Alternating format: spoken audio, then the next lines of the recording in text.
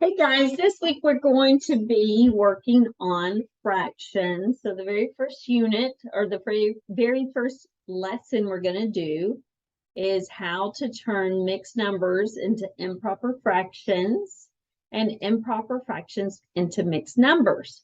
So I know you did this in 5th grade, so this should be a review for you. All right, so here are the directions. So if you're going to improper fractions to mixed numbers, it says right here on the right side of this page, we're going to divide the numerator by the denominator. Then we take that remainder and it becomes the new numerator. And the denominator stays the same. Okay, so 25 divided by 9. 9 will go into 25 2 times. So 2 times 9 is 18. So you take that remainder, 7, it becomes the new numerator, and the denominator does not change. So the denominator stays a 9. All right, so then the other thing we're going to focus on today is turning mixed numbers into improper fractions. So we go, I call this method around the world. We start with the denominator. We're going to multiply the denominator by the whole number. And then we add the numerator. So 8 times 2 is 16. 16 plus 1 is 17. And our denominator does not change. So 2 1/8 as an improper fraction is 17/8. All right, so let's practice some.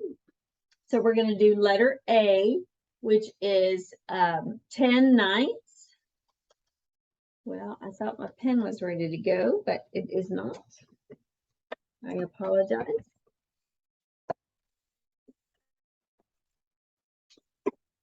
I'm so sorry, guys. Give me 1 second.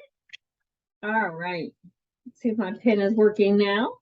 All right, so here we go. So we're going to turn 10/9 into a mixed number. So how many times would 9 go into 10?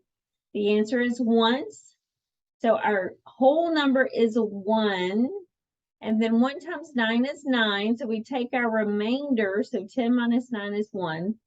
So our new numerator is our remainder of 1. And our denominator does not change. All right, let's look at letter B. How many times will 8 go into 15? So if you divide 15 by 8, it only goes 1 time. So our whole number is 1. 1 times 8 is 8. So what's our remainder? Our remainder is 7. So 7 is our new numerator and our denominator does not change. Letter C. I hope you're doing these with me. How many times will 4 go into 21? So 4 into 21, it goes 5 whole times. So our whole number is 5. 5 times 4 is 20. So our remainder is 1, and that's our new numerator. And our denominator does not change. Letter D, how many times will 4 go into 5? 4 goes into 5 once. Well, 1 times 4 is 4, which means our remainder is 1. Our new numerator is 1 over 4. And that's our mixed number. All of these are mixed numbers. Now, let me just take a side note. Let's just say that I end up with a mixed number like 6 3/12.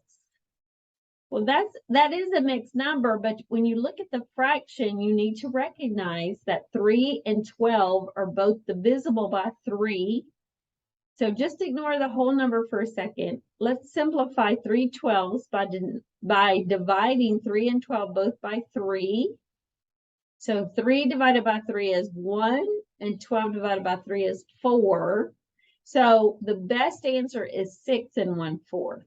So you're going to have to do that in today's exercises. You're going to have to take a fraction that isn't simplified, and you're going to have to simplify it all the way down by using the greatest common factor of 3 and 12. The greatest common factor of 3 and 12 is 3.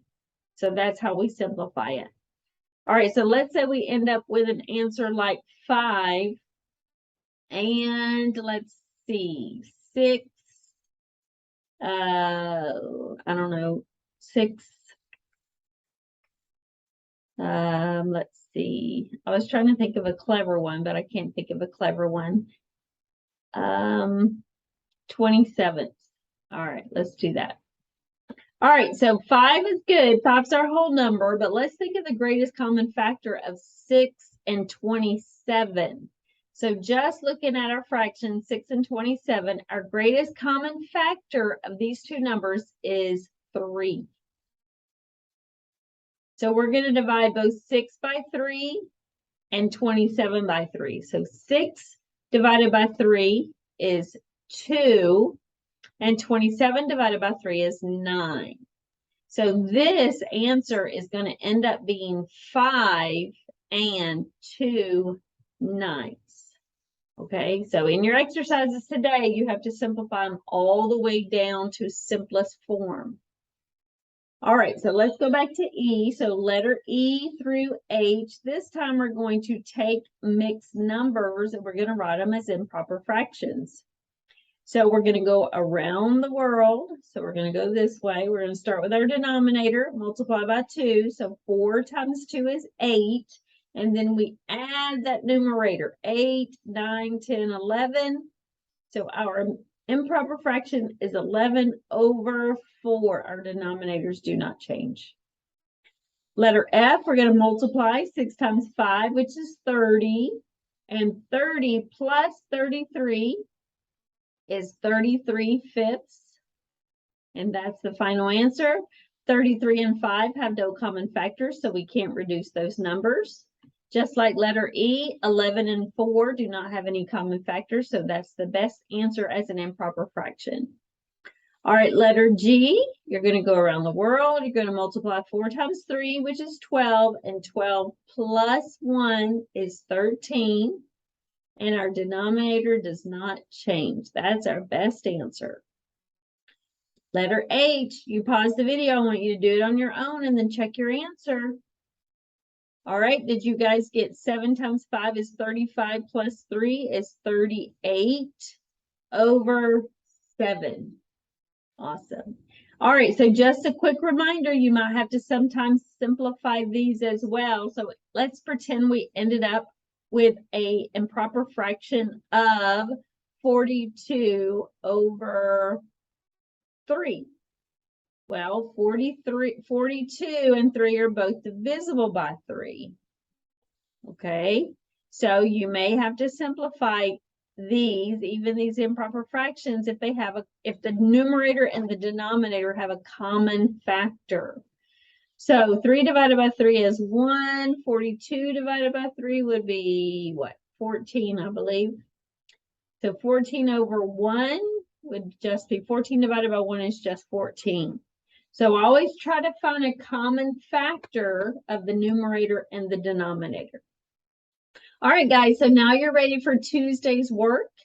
You guys have a great day, and I'll check in with you guys later.